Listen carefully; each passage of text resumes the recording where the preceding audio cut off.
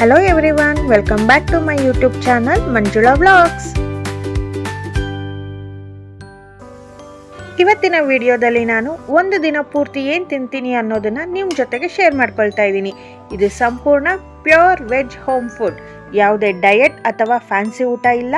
ನಮ್ಮ ಮನೇಲಿ ಮಾಡಿರುವ ಸರಳ ಆರೋಗ್ಯಕರವಾದ ಊಟ. ವಿಡಿಯೋ ಶುರು ಮಾಡೋಕ್ಕಿಂತ ಮುಂಚೆ ಇನ್ನು ಯಾರಾದರೂ ನನ್ನ ಚಾನೆಲ್ ಸಬ್ಸ್ಕ್ರೈಬ್ ಮಾಡ್ಕೊಳ್ಳದೆ ನೋಡ್ತಾ ಇದ್ರೆ ದಯವಿಟ್ಟು ಸಬ್ಸ್ಕ್ರೈಬ್ ಮಾಡಿಕೊಂಡು ಸಪೋರ್ಟ್ ಮಾಡಿ.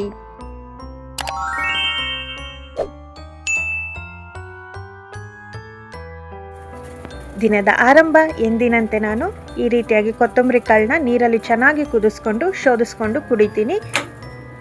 ಈ ರೀತಿ ಕೊತ್ತಂಬರಿ ಕಾಳು ಕುದಿಸಿದ ನೀರನ್ನು ಬೆಳಗ್ಗೆ ಖಾಲಿ ಹೊಟ್ಟೆನಲ್ಲಿ ಕುಡಿಯೋದ್ರಿಂದ ಜೀರ್ಣಕ್ರಿಯೆ ಉತ್ತಮಗೊಂಡು ದೇಹದ ತೂಕ ಹಾಗೂ ರಕ್ತದಲ್ಲಿನ ಸಕ್ಕರೆ ಮಟ್ಟವನ್ನು ನಿಯಂತ್ರಿಸಿಡಲು ತುಂಬಾ ಸಹಾಯ ಮಾಡುತ್ತೆ.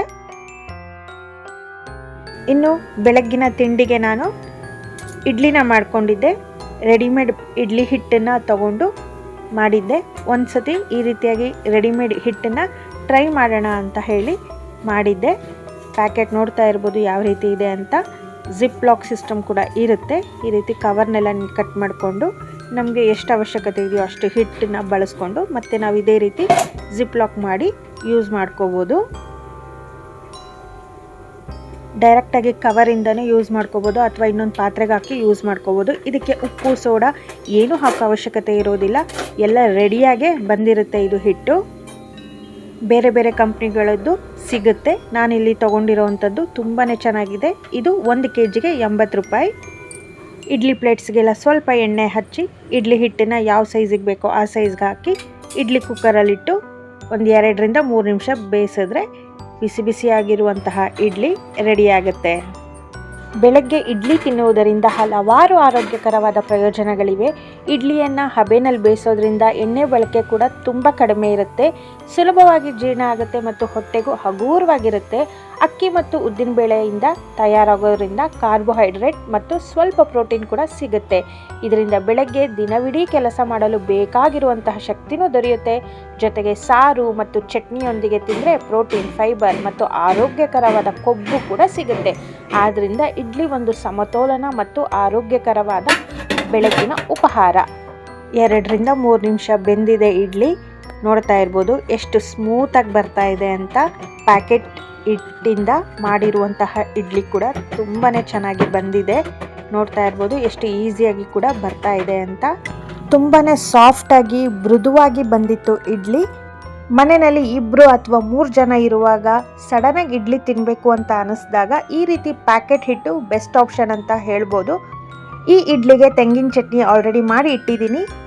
ಈಗ ಈ ಇಡ್ಲಿಗೆ ಇನ್ಸ್ಟೆಂಟಾಗಿ ಸಾಂಬಾರು ಹೇಗೆ ಮಾಡೋದು ಅಂತ ತೋರಿಸ್ತಾ ಇದ್ದೀನಿ. ಬನ್ನಿ ಹೇಗೆ ಮಾಡೋದು ನೋಡೋಣ. ಒಂದು ಮಿಕ್ಸಿ ಜಾರ್ಗೆ 2 ಸ್ಪೂನ್ ಆಗುವಷ್ಟು ಕಡಲೆ ಹಿಟ್ಟನ್ನು ಹಾಕ್ಕೊಂಡಿದ್ದೀನಿ. ಇದ್ರ ಜೊತೆಲಿ ಖಾರದ ಪುಡಿ, ಸಾಂಬಾರು ಪುಡಿ, ಅರಿಶಿಣದ ಪುಡಿನ ಹಾಕಿ 2 ಸ್ಪೂನ್ ಆಗುವಷ್ಟು ತೆಂಗಿನ ತುರಿನ ಹಾಕ್ಕೊಂಡಿದ್ದೀನಿ. ಹಾಗೆ ಕೊತ್ತಂಬರಿ ಕಾಳು, ಬೆಳಗ್ಗೆ ನಾನು ನೀರು ಕುಡಿದಿದ್ನಲ್ಲ ಶೋಧಿಸಿ ಇಟ್ಟಿರುವಂತಹ ಕಾಳು, ಅದೇ ಕಾಳನ್ನ ಉಪಯೋಗಿಸ್ತಾ ಇದ್ದೀನಿ. ಸ್ವಲ್ಪ ಹುಣಸೆಹಣ್ಣು, ಸ್ವಲ್ಪ ಕೊತ್ತಂಬರಿ, ಸ್ವಲ್ಪ ನೀರು ಹಾಕಿ ನುಣ್ಣಗೆ ರುಬ್ಕೋಬೇಕಾಗತ್ತೆ ಈ ಥರ. ಆಮೇಲೆ ಒಂದು ಬಾಣಲೆ ಇಟ್ಟು ಸ್ವಲ್ಪ ಎಣ್ಣೆನ ಹಾಕಿ ಇದಕ್ಕೆ ಸಾಸಿವೆ ಜೀರಿಗೆ ಹಾಕ್ಕೊಂಡಿದ್ದೀನಿ. ಹಾಗೆಯೇ ಹೆಚ್ಚಿ ಇಟ್ಕೊಂಡಿರುವಂತಹ ಈರುಳ್ಳಿನ ಸೇರಿಸ್ತಾ ಇದ್ದೀನಿ. ಸ್ವಲ್ಪ ಈರುಳ್ಳಿ ಎಲ್ಲ ಚೆನ್ನಾಗಿ ಫ್ರೈ ಆದಮೇಲೆ ಮತ್ತೆ ಚಿಕ್ಕದಾಗಿ ಹೆಚ್ಚಿಟ್ಕೊಂಡಿರುವಂತಹ ಟೊಮೆಟೊನ ಸೇರಿಸ್ತಾ ಇದ್ದೀನಿ. ಈ ಸಾಂಬಾರಿಗೆ ಇಡ್ಲಿ ಮತ್ತು ಟೊಮೆಟೊ ಎಷ್ಟು ಜಾಸ್ತಿ ಹಾಕ್ತಿರೋ ಅಷ್ಟು ಚೆನ್ನಾಗಿ ಸಾರು ಕೂಡ ಬರುತ್ತೆ. ಹಾಗೆ ನಾನು ಮಾಡ್ತಿರುವಂತಹ ಇವತ್ತಿನ ಈ ಸಾಂಬಾರು ಇನ್ಸ್ಟೆಂಟಾಗಿ ಬಹಳ ಬೇಗನೆ ಆಗುವಂಥದ್ದು.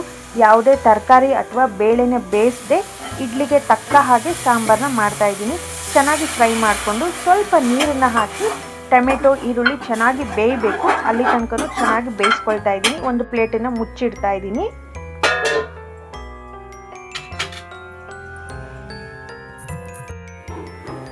ಒಂದು 2 ನಿಮಿಷ ಆದಮೇಲೆ ಈ ಟೊಮೆಟೊ ಮತ್ತು ಈರುಳ್ಳಿ ಎಲ್ಲ ತುಂಬ ಸಾಫ್ಟ್ ಆಗಿರುತ್ತೆ.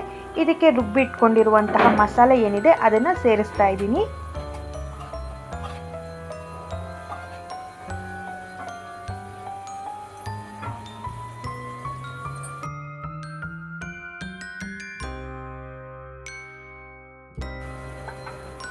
ಇದಕ್ಕೆ ಎಷ್ಟು ಅವಶ್ಯಕತೆ ಇದೆಯೋ ಅಷ್ಟನ್ನ ನೀರನ್ನು ಸೇರಿಸ್ಬೇಕಾಗುತ್ತೆ. ಸಾಂಬಾರ್ ತಿಕ್ನೆಸ್ನ ನೋಡಿಕೊಂಡು ಎಷ್ಟು ಗಟ್ಟಿಯಾಗಿರಬೇಕು ನೋಡಿಕೊಂಡು ಅಷ್ಟು ನೀರನ್ನು ಸೇರಿಸಿ ರುಚಿಗೆ ಎಷ್ಟು ಬೇಕೋ ಅಷ್ಟು ಉಪ್ಪನ್ನು ಹಾಕ್ಕೊಳ್ತಾ ಇದ್ದೀನಿ.